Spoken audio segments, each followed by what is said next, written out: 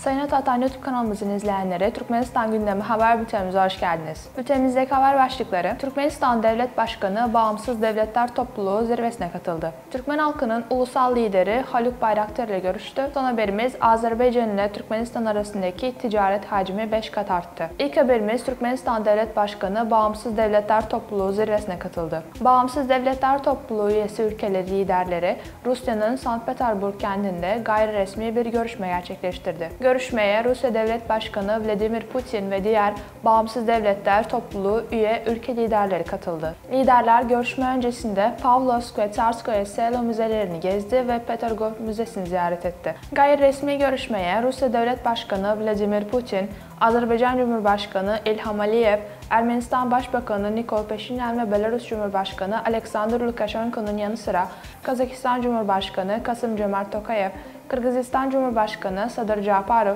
Tacikistan Cumhurbaşkanı İmomali Rahman, Türkmenistan Devlet Başkanı Serdar Berdimuhamedov ve Özbekistan Cumhurbaşkanı Şevket Mirziyoyev katıldı.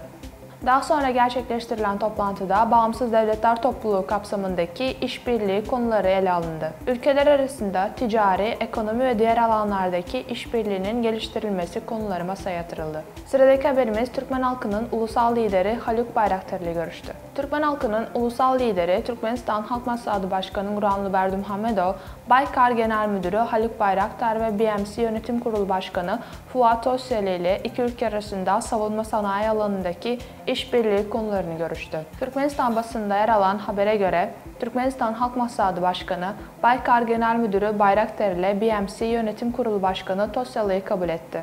Görüşmenin iki ülke arasındaki işbirliğinin geliştirilmesine katkı sağlayacağına olan inancını dile getiren Türkmen lider, Türkiye ile stratejik ve uzun vadeli ilişkilerin çok yönlü geliştirilmesi ve güçlendirilmesinin Türkmenistan'ın dış politika stratejisinin ana yönlerinden biri olduğunu belirtti. Görüşmede savunma sanayi alanında işbirliğinin daha da geliştirilmesinin olanakları ele alınırken, dünya savunma sanayinde lider konumda olan Türk firmalarının önerileri değerlendirildi. Ayrıca kardeş ülke Türkiye'nin önde gelen savunma firmalarının ürettiği kaliteli ve modern ürünlerin Türkmenistan'a sevkiyatının işbirliği ilişkilerinin güçlendirilmesine önemli katkı sağlayacağı da ifade edildi. Görüşme sonrasında Türkmen basınına açıklamalarda bulunan Bayraktar, Türkmenistan Halk Maslahatı Başkanı Guranlı Berdimuhamedov ile başta savunma alanında işbirliği olanakları olmak üzere geniş bir yelpazedeki karşılıklı çıkar alanlarını görüştüklerini kaydetti.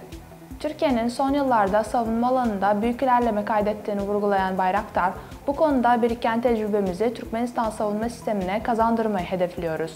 Yeni ve son teknoloji ürünlerimizi burada görmekten büyük mutluluk duyuyoruz. Çünkü atavatanımız Türkmenistan, Türkiye Cumhuriyeti'nin sadece kardeş ülkelerinden biri değil, aynı zamanda en yakın ortaklarından biridir dedi. Türkmenistan Silahlı Kuvvetleri envanterinde Bayraktar TB2 yer alıyor. Son haberimiz, Azerbaycan ile Türkmenistan arasındaki ticaret hacmi 5 kat arttı. Azerbaycan'ın Aşgabat Büyükelçisi Kısmet Güzelov, 2022 yılında Türkmenistan ile Azerbaycan arasındaki ticaret hacminin 5 kat arttığını ifade etti.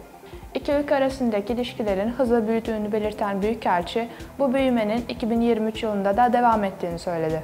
Büyükelçinin yaptığı yazılı açıklamada Türkmenistan ve Azerbaycan arasındaki karşılıklı saygıya dayanan ilişkilerin hızla büyüdüğü kaydedildi. İki ülke arasındaki stratejik öneme sahip ikili projelerin hayata geçirildiğini aktaran Büyükelçi, 2022 yılında Azerbaycan ile Türkmenistan arasındaki ticaret hacminin 5 kat arttığını ve bu büyümenin 2023 yılında da devam ettiğini dile getirdi. Azerbaycan'ın Türkmenistan'ın daimi tarafsızlık politikasına saygı duyduğunu belirten Güzelov, kardeş Türkmenistan'ın dış politikada kalıcı tarafsızlık statüsü konusunda büyük başarılar elde ettiğini vurguladı. Sayın Atatan YouTube kanalımızın izleyenleri, Türkmenistan ile ilgili Türkçe haberlerimizi atatanturkmenistan.com haber sitemizden takip edebilirsiniz.